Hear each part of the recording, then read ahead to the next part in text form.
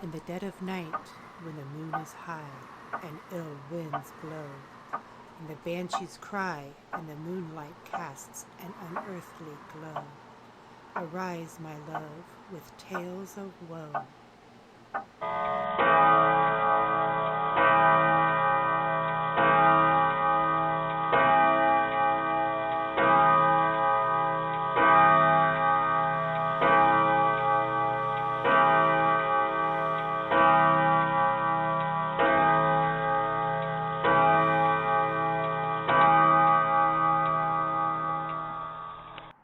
Good evening. It is 12 midnight, the paranormal hour. Welcome to Ghost to Ghost. I'm your host, Chief Lawson. Ghost to Ghost is a podcast to discuss all paranormal and parapsychology subjects. You can find Ghost to Ghost on all major formats, so tell your friends, tell your family. Come listen to Ghost to Ghost. All right, folks. This episode is episode 6, and our subject today is the Rhodes Hotel. Now, the Rhodes Hotel is owned by a gentleman named Mike Couch, a really nice guy. Got to talk to him this last year up at Paracon in Sault Ste. Marie. He also owns several other properties, and he does charge for admission to the properties, but the money goes to a good cause. It goes to Lost Limbs Foundation. And for those interested in that, you can look that up on www.lostlimbsfoundation.org. And there's more information to be had there. And hopefully there'll be more coming on the Rhodes Hotel and the other properties that Mr. Couch owns here in the very near future on our show. So for right now, let's get right into the Rhodes Hotel. The Rhodes Hotel in Atlanta, Indiana has been reported to be one of the most haunted places in Indiana. To this end, it has been investigated by most of the popular TV shows, Ghost Hunters and Paranormal Investigators. Atlanta, Indiana is a small community north of Noblesville and lies along the historical Nickel Plate Railroad line, which runs right through downtown Atlanta and is 1 block east of the Rhodes Hotel. The hotel was established 128 years ago in 1893 by Newton Rhodes, who lived there along with his wife Clara and their children, Hazel and Everett. With its close connection to the railroad line, it became a popular stop and saw a wide variety of guests. The famous John Dillinger was believed to have stayed here, and even though the rumors that Al Capone may have also slept a night under its roofs. While we may not be able to prove this, it would be not out of the realm of possibility, as after Newton's death, his wife continued to run the hotel, during which it operated as a brothel and a speakeasy during probation. The Rhodes family experienced a lot of death in the time in Atlanta. Newton's stepmother, Catherine, passed away in the house, as did Newton himself in 1926, after a long 2-year illness. Newton was well known and well liked figure in the Hamilton County and surrounding area due to having been a traveling salesman. He was also a Mason in good standing, being a member of the Old Oddfellows and Maccabee Lodges. Newton's wife Clara would live long life and eventually also pass away in the home in 1941. However, it is Everett Rhodes, who was only 19 when he passed away in the home, that is of particular interest. His obituary on April 15, 1909, states that he succumbed after several months to tuberculosis. The article also says that he had a long history of illness. He caught whooping cough at the age of 4, which left him with lasting effects of asthma the rest of his life. It is his spirit that is said to be one of the current haunts. It is believed that due to the illness, he was confined to his room in the upstairs corner of the house. It is in this room that visitors and investigators believe they have interactions with Everett and have reported feeling short of breath and tightness in the chest. You're listening to Ghost, and we'll be back after this commercial break. This is your host, Chief Lawson, on Ghost to Ghost, and today's episode is sponsored by MBU Services, General Contracting and Restoration Services, serving all your general contracting and restoration needs, whether it's updating a bathroom or renovating a rental property or recovering after a flood. Here's the number you need, 317-832-3921. Again, 317-832-3921. And you will be able to find them at www.mbuservices.com. Again, www.mbuservices.com. And on Facebook at MBU Services. Again, thank you very much for listening to Ghost to Ghost.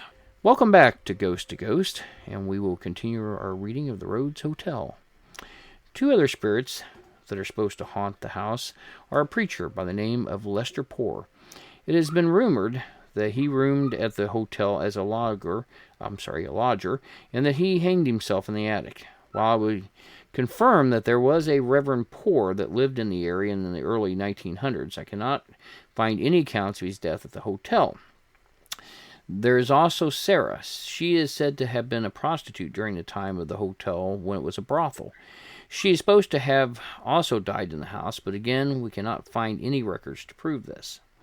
Whatever the identities of the spirits, anyone who has investigated the Rhodes will tell you the upstairs rooms belonged to Everett, and the two rooms reported to have been that of Reverend Poor and Sarah are highly active. There are reports of lights turning on and off and doors shutting on their own. Investigators have stated that they have been touched and heard footsteps throughout the second floor. Shadow figures have been seen, and audible voices have been heard as well, and EVPs that have been caught. A previous owner had the upstairs window in Everett's room shattered from the inside with no obvious cause. After further research, he discovered that the window broke on the anniversary of the teenager's death. With me today, I have as a guest my own research manager, Jennifer Fern.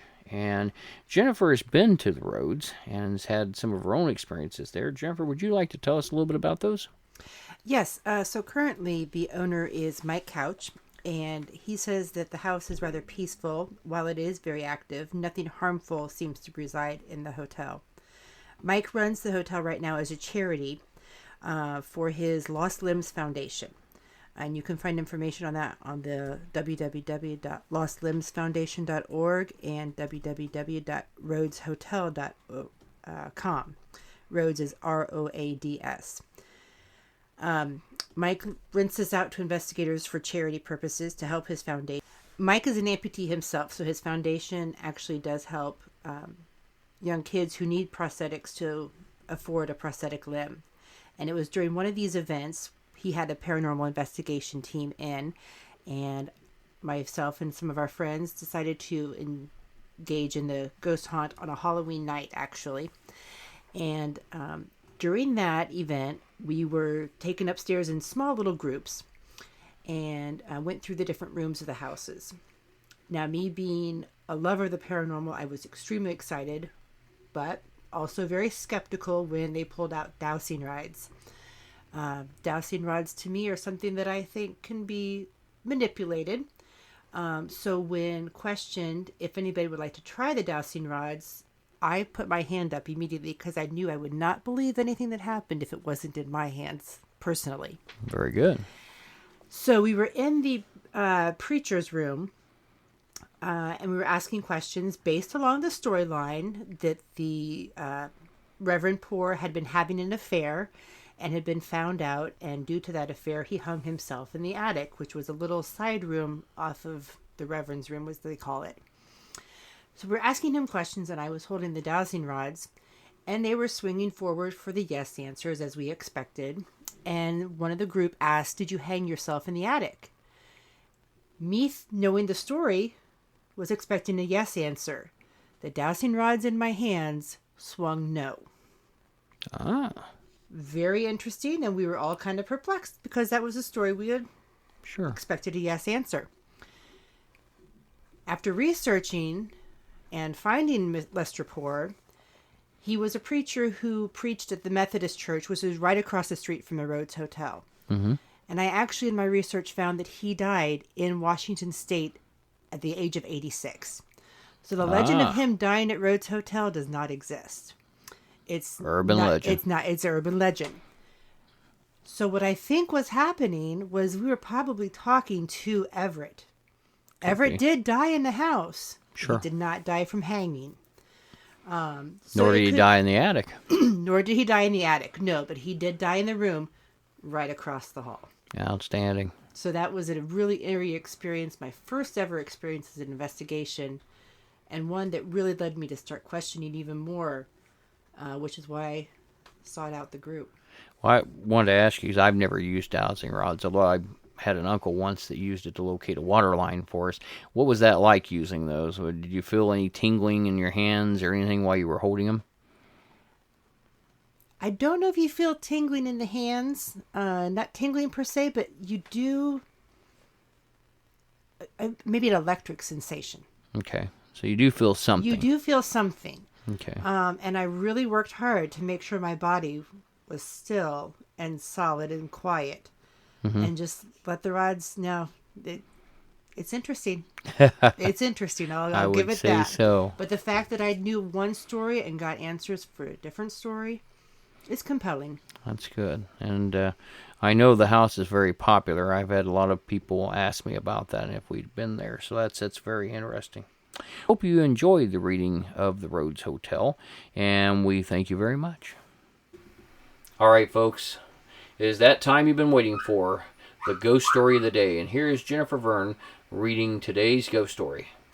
Today's story is from Haunted Indiana by James A. Willis.